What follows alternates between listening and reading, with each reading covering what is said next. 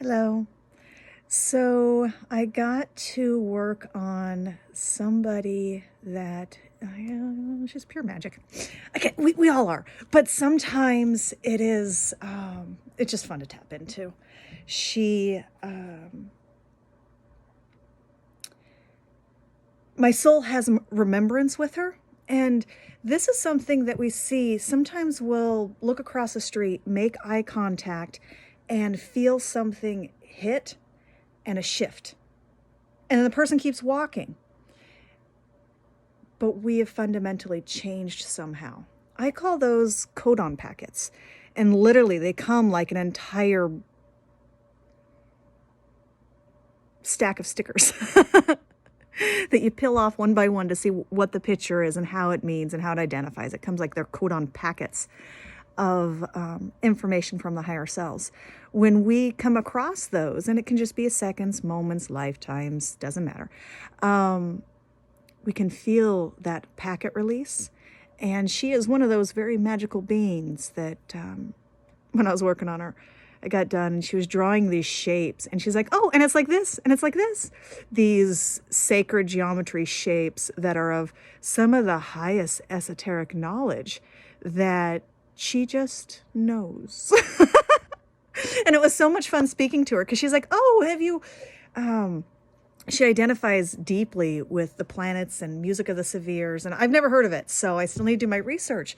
But when she was describing it, it's like, oh, I do that. I just didn't have a word for it. So I'm going to have to look that up. Like, she was just like this entire wonderful present. But it's like that when you meet somebody and you have these levels of remembrance, this lifetimes of intermixing and a weaving of gifts and abilities. At those people, we have a braided of lifetimes together. Many times, she has been my mother, I have been her mother. She has been my daughter, I have been her daughter. She has been my son, I have been her son. We have been, all of these different ways of connecting on a human level. And then there's a remembrance of that vibration, and that carries over to the next lifetime. Now, if we want to look at it like, oh, karma, terrible, it's not. Let go of that shit. Expect good things to come for you, and then look for the good things and be grateful and follow that gratitude that brings more good things. Like, thoughts are things, so think on good thoughts. But anyways, not politics. But so we briefly talked about that, and it made me crack up. She's like, I don't talk about politics, and I'm laughing. I'm like, but you just did. When we think of things that we're not... I brought that up because sometimes when we're not ready for something, we'll think of something that closes us off. Like, you meet somebody new and you think of your ex. That's closing off. You started a new place and you're worried about how working at the old place felt. That's bringing up your ex. You want to pay attention to those kind of things. So when my client brings up something they don't want to talk about and are closed to it, that lets me know, on an energetic level, I just go around that. To me, it's like just going to the principal's office. But anyways, like I said, you go directly to the higher self down. And sorry, I'm really excited. She's her energy. It's of the Faye. It's of the light realms. It's of the joy. And there's something about her that reminds me of so much happiness and so much laughter, and that just thinking about her is like, ah! Anyways. When you love yourself unconditionally at a very deep level, you have an ability to love what is around you because you see those mirrored reflections of the divinity of your soul shining back at you. And it makes life,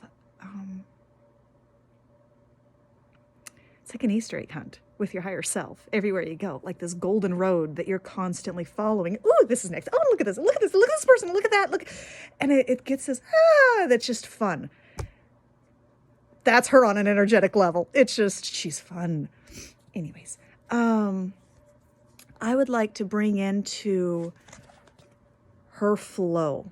And the reason that I want to bring this in is because there is a process that's changing on Earth.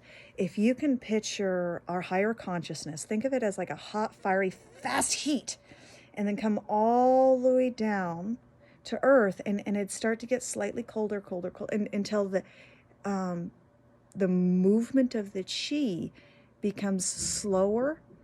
And then when you get here, it feels like it moves one direction, it's supposed to move the other, and vice versa. Like I said, she's showing me the sacred geometry, and she's like, oh, it's like this. She's like, you move like this, and she's like doing these spirals, and I'm like, I know I do, but how do you know I do? And then over my head, there's like a giant Venus spinning for her, and I'm like, well, that's how she knows. Like I said, she was magic. I knew that. But then when I saw her awesomeness, it was like, oh, wow. Her heart was just, yeah. I felt blessed to be in her presence and to be able to just share time and space. I've been working on releasing that flat feeling of chi. Everywhere I go, the things that I do, I'm constantly unbraiding things. It's like I braid together those energetic connections that have a certain feel and vibratory tone, and that doesn't serve has this flat, dark blindness, ick to it. Trying to think of a way to think of it without bringing the energy into it. I kind of think of it like skunk piss. Like there's something here that's not right, and it permeates things.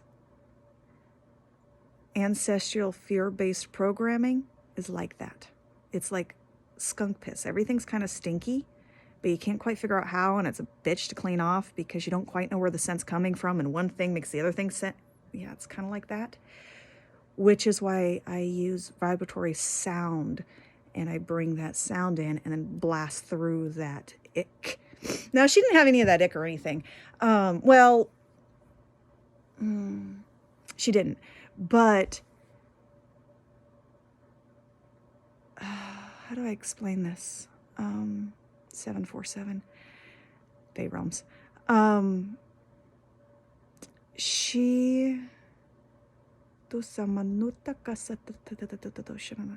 We are all divine light. We're all consciousness at our highest form. All we are is thought, and our ego selves can help project who we are to the outside world. My understanding. You can have your own. It's okay. There's room for both. But where she's attached in the unseen realms is pure. And moving through that energetic stream is clear. It's like clean crystal water, when what I'm used to sensing is skunk piss mud. I don't know a better way to explain that. So that was, like I said, the seventh, the level 7 that I work with.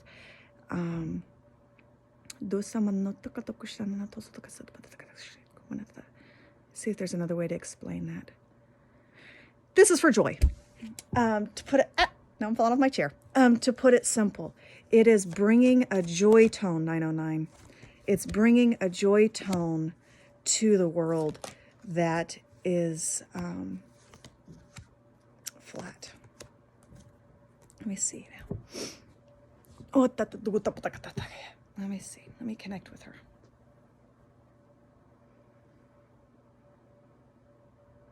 Elves love to play. Chivia's lot.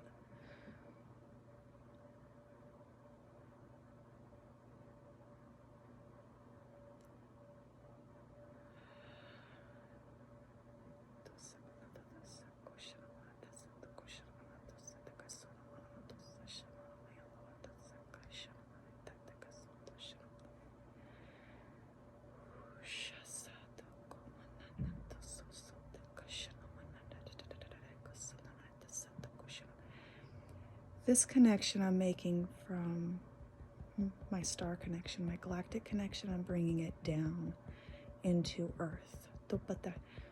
Bypassing skunk piss. Nobody wants skunk piss. Except for maybe the skunk. And there it serves purpose. From the highest level, spiral it down. Bring it in, reverse it, and bring it up. Okay. All right, connection's made. Now let's hold that.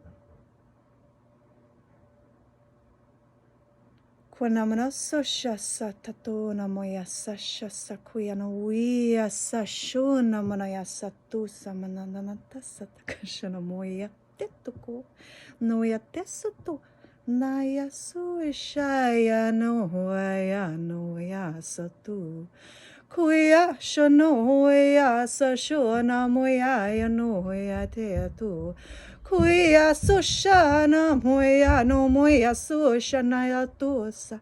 Kuya sotushana mania saya na tusha da. Bring that through and down. And release.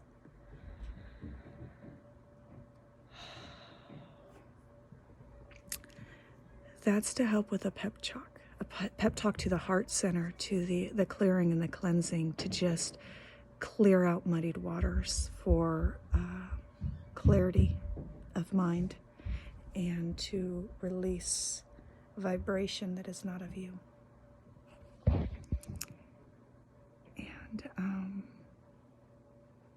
to bring in that sense of calm so that you can harbor in your sense of peace and joy. Take care.